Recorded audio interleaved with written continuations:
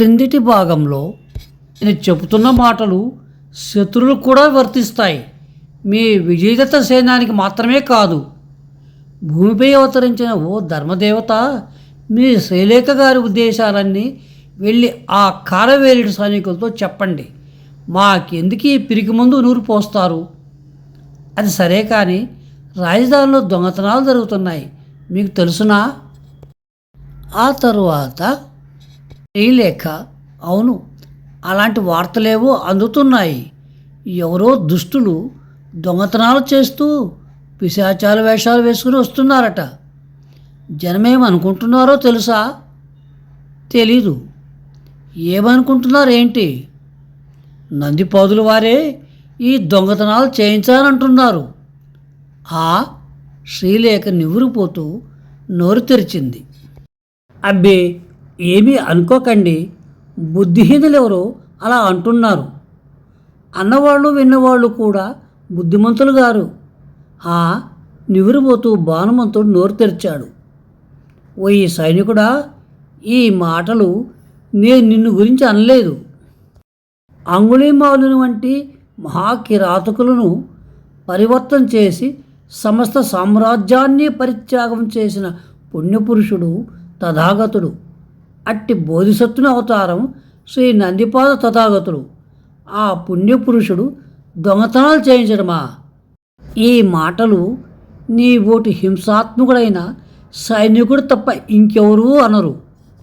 భిక్షుకి క్షమించు, నేనేదో జ్ఞానం లేకుండా వాగుతున్నాను. ఇంతకు మీకు దయ్యాల మీద నమ్మకం ఉందంటారా? ఏమో, నేను ఎప్పుడూ చూడలేదు. నీవు చూసావా? చూచానండి. అమ్మో, పెద్ద పెద్ద కూరలు, చెవులకు పుర్రెల కుండలాలు, మెడలో ఎముకల దండలు తైతయమని గెలుతున్నాయి. మరి నిన్నెందుకు వదిలిపెట్టాయట? దయ్యాలు కనపడగానే నందిపాద తథాగత వారి పేరు స్మరించాను. మీ శ్రీలేఖమ్మ గారి పేరు స్మరించాను. దెబ్బతో దయ్యాలు పారిపోయాయి. భానుమంత, పరిహాసానికి కూడా ఒక హద్దంటూ ఉండాలి. నీవు నా ప్రాణాన్ని రక్షించిన వాడి కాబట్టి నీ మీద కృతజ్ఞతాభావం ఉంటుంది. కానీ వెర్రిగా మాట్లాడితే సహించేది లేదు. సరే, కానీ నీవు నాకొక సహాయం చేయగలవా?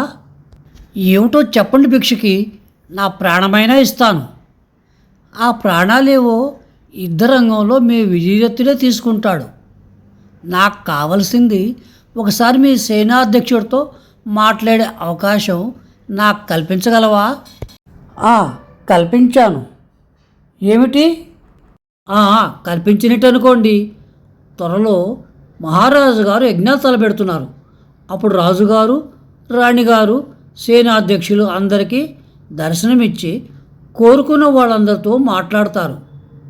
అయినా ఆయన మరీ మొరటువాడండి. నేనంటే ఇంత తీరిగ్గా మీ వెర్రి వేదాంతం అంతా వింటున్నాను, కానీ ఆ సేనాధ్యక్షుడికి ఈ శాంతి పాఠాలు నచ్చవు. అసలే కారువేలు రక్తంతో స్నానం చేస్తానని ప్రతిజ్ఞ పట్టాడు కూడా. శాంతం పాపం, శాంతం పాపం. శ్రీలేఖ చెవులు మూసుకున్నది. భిక్షుకుని చూసేసరికి భానుమంతుడికి నవ్వొచ్చింది, కానీ పైకి నవ్వలేదు. ఒక చిన్న కుందేలు పిల్లను చూసినట్లు భానుమంతుడు ఆమె వంక కొంచెం ఎగతాళిగా, కొంచెం వినోదము, కొంచెం జాలి కలిగిన చూపులతో చూస్తున్నాడు. భానుమంత, నేడు కాకుంటే రేపైనా నేను మీ మహాసైన్యాధ్యక్షుని తప్పకుండా కలుసుకుంటాను. ఆయన మనసును మార్చేస్తాను. మార్చేయగలరు. మిమ్మల్ని చూస్తే తప్పకుండా ఆయన మారిపోతాడు. మీకు ఆ శక్తి ఉంది. నిజంగానా? నిజంగా. కావాలంటే ప్రమాణం చేస్తాను. చెయ్యి చాపండి.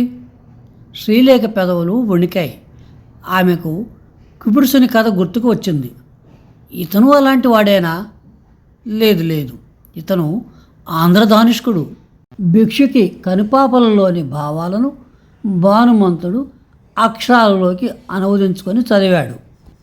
ఇంతలో కొంతమంది భిక్షుకీ గణంలోని వారు శ్రీలేఖ వద్దకు వచ్చి, సోదరి, ఈ చంద్రకాంత శిలావేదికల నుంచి తీరం వెంట ఇనప గొలుసులు పొడవుగా కట్టించడం మంచిది అని సూచనలు చేశారు.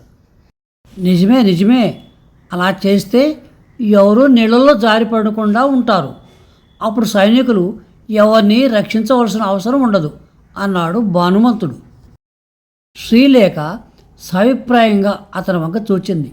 ఇతడు ఎవరమ్మా? ఓ భిక్షువు ప్రశ్నించాడు. మన శాతవాహన సైన్యంలో ఓ సైనికుడు. ఇది వరకు నేను నీటిలో జారినప్పుడు రక్షించింది ఇతడే. భిక్షుకీగణం భానుమంతుడికి నమస్కరించారు. భానుమంతుడు ప్రతి నమస్కారం చేసి, అయితే ఇనప గొలుసులు ఎక్కడి నుంచి ఎక్కడి వరకు కట్టిద్దాం అన్నాడు. అంతటి వ్యవస్థ శ్రీ వివాహారం చేయలేదు. ఇంకే మహారాజు గారు చెప్తే సరి. భానుమంతుడు అంతే అంతే అన్నాడు. భిక్షుకీగణంతో శ్రీలేఖ విహారం వైపు నడిచింది. మీరు త్వరలో సర్వసైన్యాధ్యక్షుని కలుసుకుంటారులేండి అంటూ తల ఊపుకుంటూ నవ్వుకుంటూ భానుమంతుడు సాగిపోయాడు. తరువాతి భాగం వచ్చే వారం. విజయోస్తు.